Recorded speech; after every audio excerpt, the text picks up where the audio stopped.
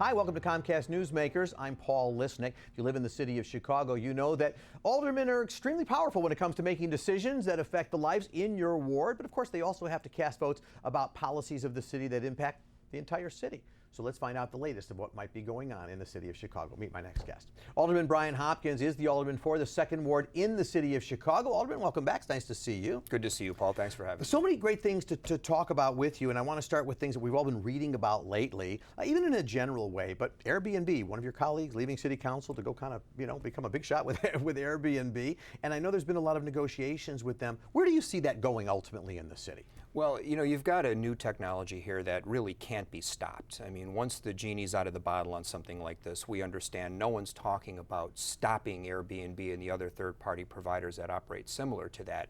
People have spoken. They want something like that to be available to them.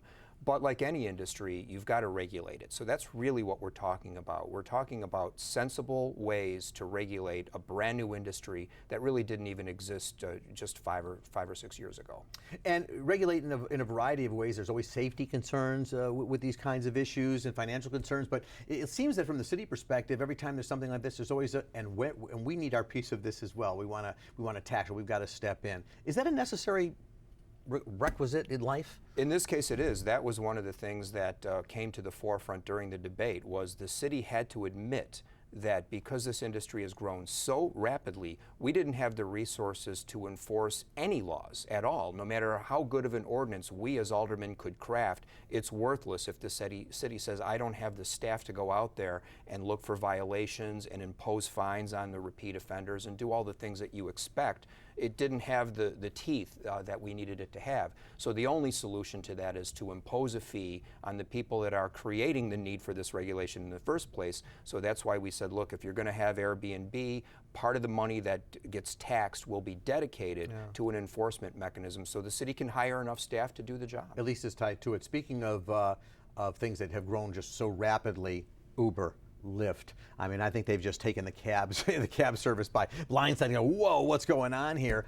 But they're here to stay too, right? As much as cabs might not be thrilled with it. Absolutely are. That's another example. The two of them kind of operate in the same space. They're technology-based. They're something new. It's a brand new twist on an old service that's been around. Hotels have been around forever. Cabs have been around forever. What's new is this technological development that allows for changes within the industry. Same thing applies. No one is trying to stop Uber and Lyft from existing. Or I shouldn't say no one. There may be a few out there that do. Some of the taxi medallion owners that have really lost a lot of money. But by the same token, we have to be very careful to not destroy the taxi medallion industry. We're not ready to pull the plug on that. I mean, can you imagine you couldn't walk out on Michigan Avenue or walk out in the Loop and wave your hand in the air and expect to get a cab? If the medallion industry goes away, that's a very real possibility. So at the same time, we have to allow for the growth of the new rideshare companies, we have to protect the taxi industry as well. And real briefly, and one of the things that the city council or the mayor is doing is saying, you know what, you're right, we need to add that technology to the taxi world.